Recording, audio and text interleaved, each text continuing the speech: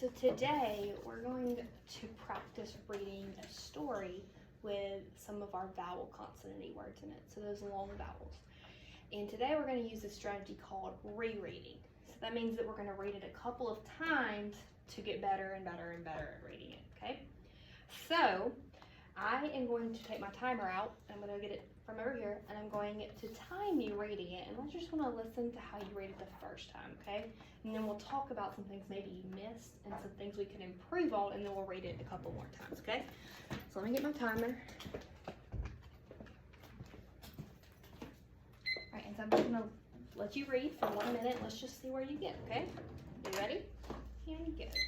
There will be a bake sale, said mice.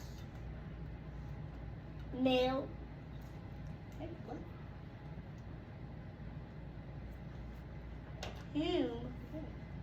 You can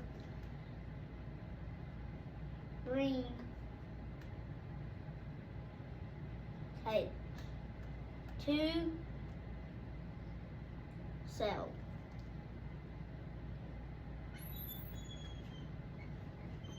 Kate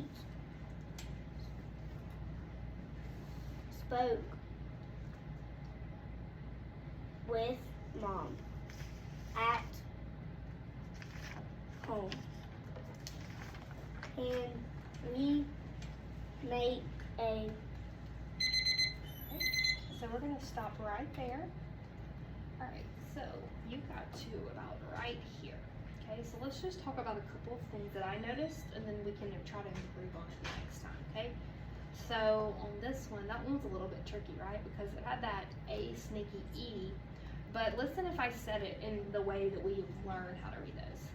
A-O, does that sound right? No, so sometimes when you see that A and then you have the L-E, it's gonna say O, so sell. Okay, so bake, sell. And then on this one, this M-I-S-S, let's try to decode that word together. So let's say our sounds. Miss. So kind of like Miss Hickman. It's Miss, and they're talking about the teacher. So let's try this time to read with a little bit more, like we're a little bit quicker.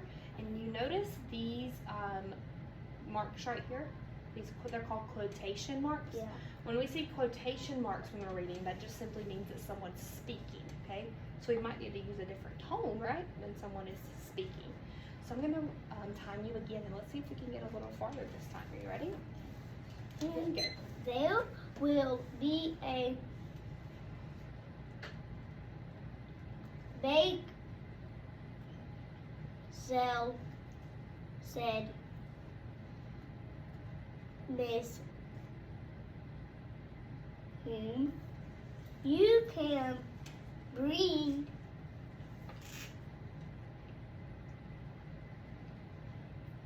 cakes to sell. Kate sprung with Mom at home. Can we make a cake? I hope so. So we got even further that time, because the last time we stopped here, and this time we stopped here. So let's just take a look at a couple of words. This word right here, do you know what that word is?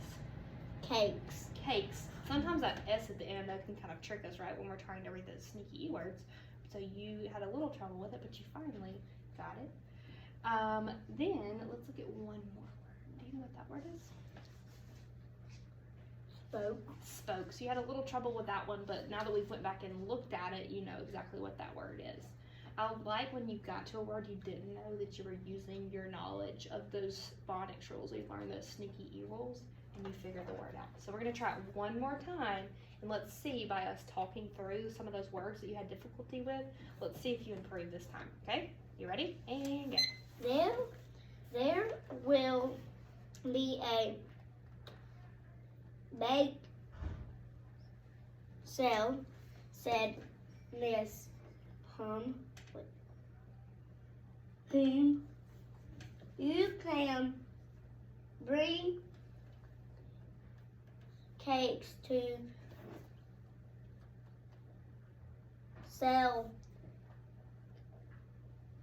cakes.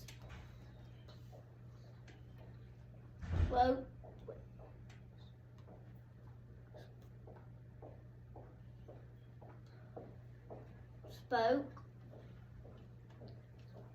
with Mom at home. Can we make a cake? I hope so. Wait. So we were getting a little closer to we made improvements each time. Did you see that? How much easier it was to read the words each time. So that's the importance of rereading things, right? Because we can learn from our mistakes and then we can get better and better at reading. So when you're reading, you could use that strategy of rereading your words to become better and better and better at reading. Like I always say, practice makes what? Perfect. And so if we keep practicing and we keep working and we keep understanding how to read these words, then you'll be a really good reader. All right? Perfect.